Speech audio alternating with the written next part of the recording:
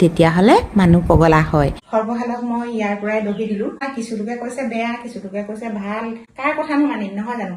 সেইকাৰণে মই নিজেই সিদ্ধান্ত লৈছো। নমস্কাৰ প্ৰিয় বন্ধু বান্ধৱীসকল, খবৰ কেনেকুৱা? খবৰ চাগে সকলোৰে ভালে আছে। ভালে থাকক তাৰে কামনা কৰি আজি ভিডিঅ'টি আৰম্ভ কৰিছো পানী টেংকিৰ ওচৰৰ পৰা। তাকে দেৰি নকৰি ভিডিঅ'টি আৰম্ভ কৰি লওঁ। অসমীয়া বুৱৰী চেনেলৰ হৈ মই সুৰভি নতুন এটি ভিডিঅ' মাজলৈ সকলোকে স্বাগতম জনালো। আজি মথাউৰিতে ভিডিঅ'টি আৰম্ভ কৰিছো। কিমাননো আৰু আপোনালোকক ঘৰটো দেখুৱাই থাকিম নহয়নে, আপোনালোকৰো বৰ লাগি যাব। আৰু এইফালে চাওকচোন, এইখিনি হৈছে তিতা ফুলৰ গছ। পানী পাই বহুত ধুনীয়াকৈ পোখাইছে। বন্ধুসকল, ইয়াৰ উপকাৰী গুণ বহুতো আছে। ডায়েবেটিছ বা চুগাৰ এনেকুৱা ধৰণৰ ৰোগ হ'লে ইয়াৰ পাতবিলাক খাব লাগে, ফুল খাব লাগে, তেতিয়া বহুত সোনকালে আৰোগ্য হয়। জোতা পিন্ধিলে জোতা বহুত বেছিকৈ যদি গোন্ধ ওলায়, গা গোন্ধ ওলালেও ইয়াৰ পাত আপোনালোকে পিচি গাত ঘঁহিব আৰু 1 ঘণ্টামানৰ পিছতহে গাটো ধুই পেলাব। তেতিয়া বহুত সোনকালে সেই গোন্ধৰ পৰা মুক্ত পাব। এতিয়া আপোনালোকক দেখুৱাম ক'লা হালধি। ক'লা হালধি আছে আমাৰ নৈ পাৰতে। এইফালে এইখিনি চাওক। ক'লা হালধি এবিধ ঔষধিযুক্ত হালধি বুলিয়ে ক'ব লাগিব। ক'লা হালধি চিনি পাবলৈ হ'লে আপোনালোকে পাতখিলা মন কৰিব। পাতত অলপ ক'লা বৰণৰ হয়। এই হালধি যদি পিচি আপোনালোকে খৰ হোৱা ঠাইত লগায় তেতিয়া বহুত সোনকালে ভাল হয়। খৰে নহয়, খৰ খজতি সকলোবোৰ। বিশেষকৈ আয়ুৰ্বেদিক দৰৱত এই হালধি বেছিকৈ ব্যৱহাৰ কৰা হয়। বাৰু আপোনালোকক এইখিনি পিছত ক'ম। এতিয়া আহিলোঁ মই এজোপা আপোনালোকক বিষাক্ত ফুলৰ গছ দেখুৱাবলৈ। এইজোপা চাগে আপোনালোকে সকলোৱে পূজা পাৰ্বণত ব্যৱহাৰ কৰে ফুলপাহ, কিন্তু বন্ধুসকল ইয়াৰ আঠা বহুত বেছি বিষাক্ত। কলকি ফুল বিষাক্ত হ'লেও ইয়াৰ গুটিবোৰ আপোনালোকে যদি বহুত বেছি নিগনি হ'লে নিগনি গাঁতত দি দিলে সম্পূৰ্ণৰূপে নিগনিবোৰ পলাই যায়। আৰু এইজোপা হৈছে ধতুৰা গছ। এই ধতুৰা গছ বোলে বাউণ্ডৰীৰ ভিতৰত থাকিলে বা বাৰীৰ ভিতৰত থাকিলে বহুত বেছি সৰ্পই বোলে বাস কৰে। ক'লা ধতুৰাৰ ফল যদি আপোনালোকে খায় তেতিয়াহ'লে মানুহ পগলা হয়।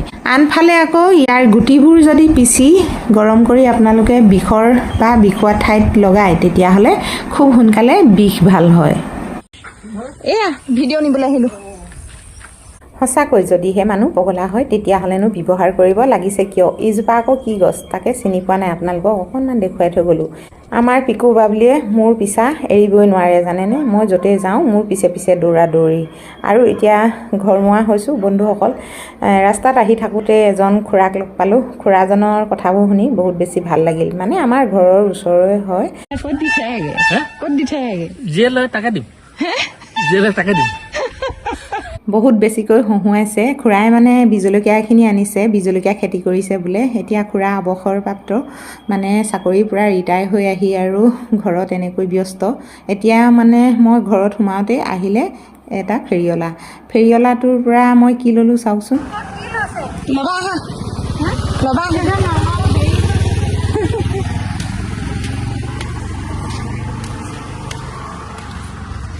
বহুতো মণিহৰি বস্তু আনিছে, কিন্তু মই ল'লোঁ এটা বল, কাৰণ আমাৰ টোপনিয়ে মানে খেলিবলৈ বহুত ইচ্ছা কৰে। এডাল লৈছোঁ চুলিত মৰা বেগ ক্লিপ, মানে এডাল কেইদিন যাব নাজানো আৰু। ৰিঅ' বলটো দিয়া। তাক মানে বলটো কিনি দিলোঁ আৰু বলটো এতিয়া এৰি নিদিয়ে, লৈ ফুৰিছে দেখিছেনে?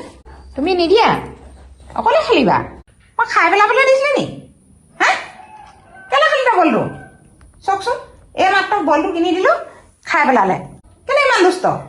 আৰু আজিৰ পৰা তোক মানে বল কিনি নিদিওঁ ৰ। এতিয়া আহোঁ সৰ্পক দিয়া কাপোৰযোৰৰ কথা লৈ। সৰ্পক দিয়া কাপোৰযোৰ কি কৰিলোঁ আজি সম্পূৰ্ণভাৱে চাওক। এই কাপোৰযোৰ এতিয়া ভালকৈ ৰাখি থ'ম বন্ধুসকল। এই কাপোৰযোৰৰ মানে বহুতখিনি ৰহস্য আছে বুলিয়ে ক'ব লাগিব। বহুতো লোকে মানে জানে এই কাপোৰযোৰ মইনো কিয় ৰাখি থ'বলৈ লৈছোঁ। বন্ধুসকল, এই কাপোৰযোৰ বোলে পিন্ধিব নাপায়। বহুতো লোকক মই সুধিলোঁ। সৰ্বহালক মই ইয়াৰ পৰাই দহি দিলোঁ। দহি দিয়াৰ কাৰণে তেওঁলোকে ক'লে যে কাপোৰযোৰ তুমি নিপিন্ধিবা আৰু কাপোৰযোৰ ৰাখি থোৱা ভালকৈ। সেইকাৰণে মই মানে ভাবিছোঁ, এতিয়া কিছু লোকে কৈছে বেয়া, কিছু লোকে কৈছে ভাল, কাৰ কথানো মানিম নহয় জানো। সেইকাৰণে মই নিজেই সিদ্ধান্ত লৈছোঁ যে কাপোৰযোৰ নিপিন্ধোঁ। কিনো কাপোৰ নাইকিয়া হৈছে নহয় জানো। কাপোৰযোৰ কি কৰিলোঁ আপোনালোকক এতিয়া মই দেখুৱালোঁ। আচুতীয়া এডোখৰ ঠাইত মানে কোনেও চুব নোৱাৰাকৈ কাপোৰযোৰ ৰাখি থ'বলৈ কৈছে। গতিকেলৈ মানে মই কাপোৰযোৰ আজি ৰাতিপুৱাই গা মূৰ ধুই আৰু ৰাখি থ'ম বুলি ভাবিছোঁ। আৰু যিসকলে মানে জানে এই কাপোৰযোৰৰ ৰহস্য কথা, বন্ধুসকল, সৰ্পক দিয়া কাপোৰ এনেও পিন্ধিব নাপায় নহয় জানো। বহুতো লোকে কয় বোলে পেলাই দিব লাগে, কিন্তু এতিয়া ক'তনো পেলাম। মানুহজনীতো মই মৰি যোৱা নাই যে জীয়া মানুহৰ কাপোৰ পেলাব নাপায়, গতিকেলৈ মই কাপোৰযোৰ এতিয়া ভালকৈ ৰাখি থ'ম। বাৰু পিছত আপোনালোকক যদি নমৰি জীয়াই থাকোঁ তেতিয়াহ'লে আপোনালোকক মই এই কাপোৰযোৰৰ ৰহস্য কথা ক'ম। এযোৰ ৰহস্য কাপোৰ বুলিয়ে মই আপোনালোকক কৈছোঁ, সেইকাৰণে কাপোৰযোৰ এনেকৈ মানে ভালকৈ আচুতীয়া ঠাইত ৰাখি থ'ম। এতিয়াই বাৰু সকলোবোৰ কথা কৈ নিদিওঁ, কাৰণ সকলোবোৰ কথা ক'লেতো আপোনালোকে পিছত বুজি নাপাব, নহয় জানো? সকলোবোৰ কথা কোৱাটো মোৰ বাবে ভালো নহ'ব বুলি মই ভাবোঁ, গতিকেলৈ আপোনালোকক এইখিনি কথা নকওঁ। সৰ্পৰ টপিকটো আজিৰ পৰাই সামৰিছোঁ। আকৌ আপোনালোকে অহা কালিলৈ পৰা ধুনীয়াকৈ ঔষধি ভিডিঅ' পাব। এতিয়া আহিলোঁ খকা খুন্দাকৈ পাকঘৰলৈ। পাকঘৰত আৰু জানেই নহয়, ৰন্ধা বঢ়া কামৰ বাহিৰে একো নাই, নহয়নে? সদায় একেখিনি কামকে কৰি থাকিব লগা হয়। আপোনালোকে কি খালে বাৰু দুপৰীয়া সময়ত? আজি দুপৰীয়া সময়ত মই এনেকৈ বেঙেনা ফ্ৰাই কৰিছোঁ। আজি বৰ কিবাকিবি নাখাওঁ, একেবাৰে নিৰামিষ। এয়া চাওক, তিতাকেৰেলা বইল আৰু ভেন্দি বইল, এইফালে পানী টেঙা, ভাত একাহি উলিয়াই লৈছোঁ। আমাৰ এওঁ ৰাতিপুৱাই গ'ল। এনেকৈ আজি খাম বন্ধুসকল। ইয়াতে ভিডিঅ'টি সামৰিব লাগিব। অহাকালিলৈ আকৌ লগ পাম। ধন্যবাদ।